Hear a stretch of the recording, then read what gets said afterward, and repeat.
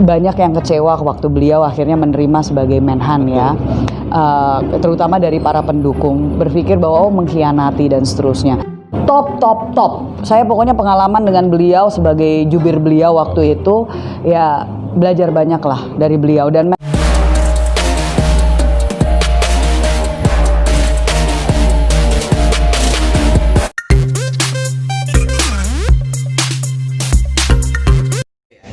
Nah, sekarang kita masuk di segmen Guyon Waton. Mbak Saras, saya ingin menanyakan beberapa hal, harus dijawab. Yang pertama, saya akan menanyakan foto. Komentar pertama, Mbak melihat foto ini apa? Dan pernah nggak sih ada pengalaman bersama orang itu? Pertama, Mbak. Orang. Yang pertama, ini Pak. Pak Anies. Sangat komentar singkat kan ya? Komentar Ya, singkat. sangat jago dengan kata-kata.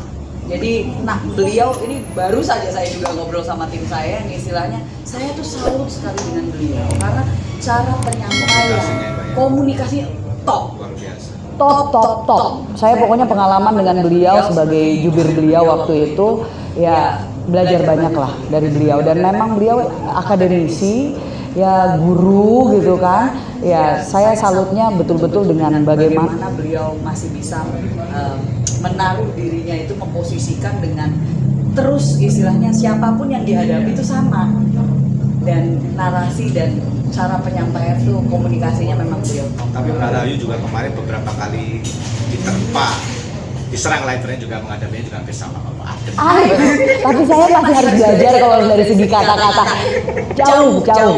Masih belum sejago. Bisa jadi nanti ketika Mbak menjadi beberapa kali akan berhubungan terus nih dengan Jabodetabek. Iya, kan secara tentunya kita bersebelahan, kita juga harus komunikasi pasti. Terakhir ketemu kapan, Pak? Udah cukup lama. Dalam waktu pilkada? Pilpres. Oh, Pilpres. Waktu Pilpres. Oke, Pak Anies, top. Yang kedua, Mbak Saras. Siap. Tarang. Wah, saya tuh nggak pernah ketemu secara langsung.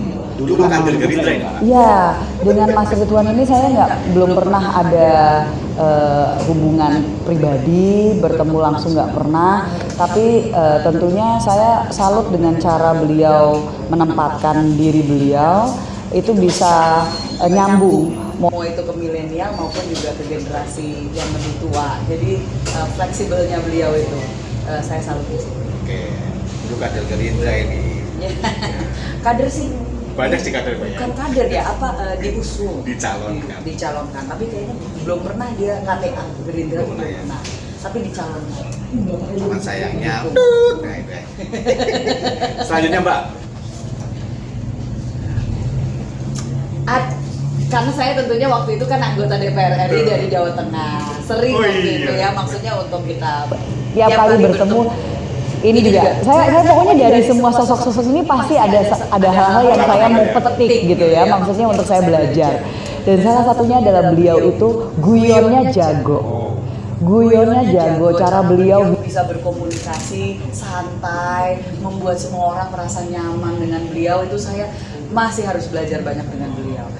Itu saya salut di situ, dan ya pokoknya tiap kali kita ketemu udah seperti kawan lama, padahal mungkin baru berapa kali ketemu. Dan bisa jadi hampir sama ya Mbak ya, dia dari DPR ke gubernur, bisa jadi kan hampir sama. Ya, kita lihat, kita tahu ya nasibnya nanti seperti apa. Tapi saya masih berjuang. Siap. Pak Ganjar, selanjutnya Mbak. Ini pasti nggak asing kayak gini. Oh, Papa online. Aduh, Bang Sandi ini saya tuh sebenarnya sudah kenal beliau bahkan sejak saya masih co-host di Metro TV. Jadi kita pertama kali ketemunya di situ. ngobrolnya pakai bahasa Inggris. Jadi saya memang belajar banyak dari beliau ini. Ya nomor satu karena semangat beliau. Sekarang saya jadi soal ngikutin dia. Karena rajin lari. Walaupun tidak mungkin bisa membandingkan dengan beliau, secara beliau udah biasa maraton, saya 5 kilo aja udah ngos-ngosan. Terima kasih. Saya salutnya memang betul-betul semangat beliau itu, dan cerita hidupnya, bagaimana naik turun, dan dia sekarang bisa sangat menginspirasi banyak sekali anak-anak muda ya seperti kami ini untuk bisa bangkit, jiwa kewirausahaannya, dan ya dia nggak pernah lelah untuk bisa berbagi ilmu gitu. Jadi saya Kalau untuk politiknya nih Mbak, beliau kan juga bagus Mbak, tapi lumayan langsung jago Mbak ya. itu juga menjadi pertanyaan, belajar di mana sih gitu loh Bang. Belajar dengan Prabowo. Mungkin itu, tapi nggak itu ya disitulah kalau misalkan kita ngeliat semua orang yang sukses sebenarnya di bidang apapun mereka bisa. Kuncinya hanya satu, terbuka untuk belajar. Dia, saya lihat Bang Sandi ini memang menempatkan dirinya itu selalu terbuka untuk belajar. Tidak pernah merasa dirinya sudah tahu segalanya. Ini kunci gitu loh yang harus kita semua contohkan. Nah, Budut juga waktu itu sempat ini Mbak, ikut yang pendukung beliau lah ya, ikut bersedih ketika akhirnya Prabowo Sandi tidak jadi. Pernah Mbak ada curhatan dari beliau atau pengalaman yang beliau sampaikan ke Mbak yang beliau kan benar-benar down waktu itu kan kelihatannya? Ya, sepertinya semuanya juga kami semua lumayan down, tapi sekali lagi kita tipe yang apapun yang memang dilontarkan kita ya kita harus siap untuk beradaptasi. Oke, Mas Sandi, yang terakhir adalah, nah ini dia. Saya udah mikir-mikir kalau misalkan sampai yang ini nggak keluar justru jadi pertanyaan kepada dirimu, kok nggak dikeluarkan yang ini gitu kan? Saya manggil beliaunya Pak D. Pak D, secara kan kakak dari ayah saya, kakak. Jadi saya ya tentunya mengenal beliau sudah dari zaman beliau masih di masih ABRI gitu kan, masih TNI ya, sangat karismatik dan tough. Luar biasa ini. Secara ya istilahnya tough tuh gini ya, banyak orang berpikir bahwa beliau itu keras tapi terus bahwa memang karena kepribadiannya, nah gimana tidak, namanya juga kalau kita bicara NI, kita bicara tentara. Ini namanya juga tentara yang memang mereka dibuat, dan beliau dari akmil sampai dewasa ya adanya di environment itu, adanya dalam komunitas, dalam situasi dan kondisi itu. Saya waktu itu pernah waktu persiapan untuk Merah Putih, film Merah Putih.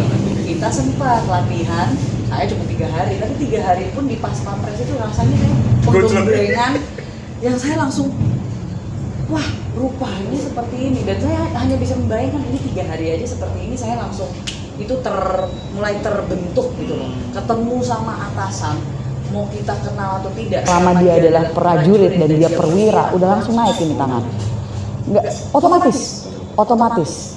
Dan saya jadi mengerti gitu loh bahwa di beliau itu ya itu sudah mendarah daging. Ya, dan beliau patriot yang luar biasa karena semua hal yang beliau pikirkan pasti itu untuk masa depan bangsa ini. Untuk masyarakat umumnya banyak yang kecewa waktu beliau akhirnya menerima sebagai Menhan ya, terutama dari para pendukung berpikir bahwa mengkhianati dan seterusnya. Tapi sekali lagi beliau mengedepankan untuk Indonesia, bukan soal untuk diri. Kalau beliau mengedepankan untuk diri sendiri ya untuk apa? Mungkin langsung ke luar negeri, langsung tinggal di mana, nggak perlu ada di sini, atau langsung jadi pengusaha, beliau pun juga bisa. Tapi beliau harus mengesampingkan ego, karena itu bukan hal yang mudah untuk menjadi menteri kepada lawan politik sebelumnya gitu kan. Nah, ya, jadi dari hal itu memang kalau dari semua yang saya pelajari dari beliau adalah kapasitas untuk memaafkan. Wah, itu luar biasa. Itu saya belum menemukan di seluruh dunia dalam sejarah apapun ya. Mau di Indonesia maupun di negara lain yang bisa memaafkan seperti beliau. Semua yang masyarakat udah mencaci maki dia, saya masih bingung aja, udah dicaci maki seperti ini, dihujat seperti ini, difitnah seperti ini, kok masih mau sih gitu loh. Kalau kita jadi beliau sih kayaknya udah bye-bye, thank you, bye-bye. Saya mendingan tinggal di Jordan gitu kan. Secara dia udah aman kalau mau di Jordan mah. Dan dikhianati banyak sekali tokoh, tetap aja Mbak ya. Itulah, gak ngerti itu loh, istilahnya hatinya seluas apa sih gitu loh. bingung kita. Oke, satu lagi. Gemes loh. Oke, satu pertanyaan lagi Mbak. Nah, ini banyak juga yang nanya nih publik. Nanti Pilpres 2024 itu kan ramai nih. Yang saya sebutkan ini Udah rame adalah ya dari sekarang ya? sudah ramai. Yang saya sebutkan ini adalah yang masuk ke survei. Oh survei. Nah, ini semua siap. survei. Oke, sekarang saya lihat tren-trennya saya lihat. Ya, Tren-trennya. yang saya masukkan ini ada yang udah masuk ke survei dan tetap nomor 1 masih Pak Prabowo ya. Ya. Nah, ada yang bertanya Mbak, ketika nanti seumpama Pilpres Pak Prabowo maju lagi dan bisa jadi karena sekarang kansnya kuat, nomor tertinggi, survei tertinggi, jadi presiden gitu. Ada yang berpikir kalau seumpama Mbak Rahayu ditawarin menteri, apakah melepas wakil wali kota? Wah, itu Tuhan jawaban Mas. Ya itu bisa jadi loh Pak. Orang tidak akan menyangka. Karir politik itu kan ada Hanya Tuhan yang tahu. Tapi kan orang pengen tahu aja hanya seumpama. Tuhan dan malaikat yang tahu. Nah Mas, kalau kembali lagi saya mengabdi dan melayani dimanapun saya terpanggil saat ini. Nah tentunya Masyarakat juga harus mengerti bahwa periode kali ini itu semuanya nanti pilkada dan pilpres itu kemungkinan besar akan serentak. Jadi memang bukan berarti saya meninggalkan, tapi memang kalau misalkan itu di momen yang sama, pasti akan dilihat juga gitu kan. Nah, periodenya berarti kan 2024 sudah berakhir, berarti hanya 3,5 tahun untuk periode ke depan ini katanya. Ya, memang benar. Jadi Ya. pilkada ini kan pendek kan. Iya, sangat bukan pilkadanya, periodenya, jabatannya sangat pendek, sehingga ya tentunya pasti akan dilihat. Kalau misalkan itu datang ya biarlah nanti dilihat dari kondisi saat itu posisinya apa gitu kan, tapi saya tidak menutup kemungkinan karena kembali lagi kalau memang itu adalah kementerian yang memang saya kuasai, istilahnya saya mengerti tugas dan permasalahan, tapi saya tidak mau terlalu menyatakan bahwa wah saya memang pantas, masih banyak yang mungkin jauh lebih pantas dari saya. Saya justru hanya melihat di mana saya memang dipanggil, di mana saya diutus, ya saya harus siap. Oke deh, itu tadi para konco Guyon Waton kita ya, cukup menggelitik lah beberapa tokoh di mata Mbak Rahayu Menggelitik saya Sarasvati. juga. Segmen Guyon Waton cukup sekian, kita teruskan nanti di segmen Nendang Kondang. Tetap di Belakang TV, jangan lupa subscribe, komen, like, share ya.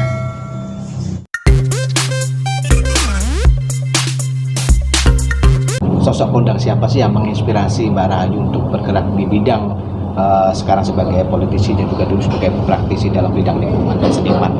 Jadi kalau sosok kondang ada satu spesifik tidak, ya. Tapi lebih pada banyak yang saya pelajari, tapi mungkin yang bagi saya sebagai seorang aktivis, justru saya melihatnya dari semua sosok-sosok perempuan-perempuan yang pernah memperjuangkan ya kesetaraan gender, keberadaan perempuan di Indonesia, Cut Nyakdin, R.A. Kartini, semua pahlawan-pahlawan, bahkan sosok-sosok yang sekarang ada, Bu Khofifah sekalipun, Bu Susi, walaupun kita punya perbedaan pandangan tentang perikanan dan kelautan, tapi sosok-sosok ini yang saya salutnya, bahkan Bu Sri Mulyani sekalipun, mereka itu memperjuangkan bahwa perempuan bisa loh, gitu. Nah itu yang utama yang kita tuh seringkali menganggap remeh dan menyia-nyiakan, seolah-olah itu adalah hal yang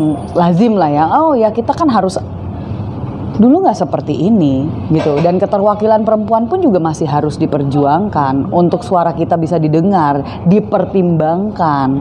Itu tidak selalu serta-merta ada. Jadi saya sangat salut dan saya jadikan mereka sebagai inspirasi saya untuk terus menyemangati saya. Nah itu para konco.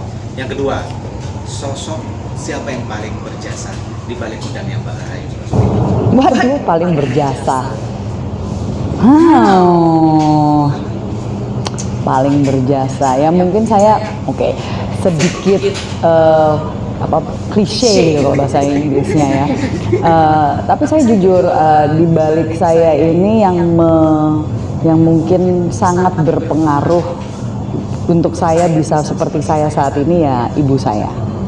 Karena beliau salah satu yang bisa dikatakan seperti dragon mom gitu kan, yang keras, yang membentuk anak-anaknya dengan kedisiplinan dan ditanamkan nilai-nilai yang sangat jelas. Jadi bahkan sejak saya sekolah di luar negeri pun, tinggal di luar negeri, ibu saya selalu mengingatkan, kamu jangan lupa kamu orang Indonesia. Itu selalu. Dan saya nggak pernah capek untuk menyampaikan ini. Saya sampaikan ini berulang kali karena memang betul-betul dulu tuh sebenarnya saya maunya tinggal di luar aja. Ya, sekarang saya mau jadi aktris, yang ngapain kita balik ke sini, mendingan waktu itu kan saya ke Hollywood aja gitu. Tapi saya memang selalu dididik untuk ya bahwa restu dari orang tua itu penting. Saya bagaimanapun juga adalah orang Indonesia.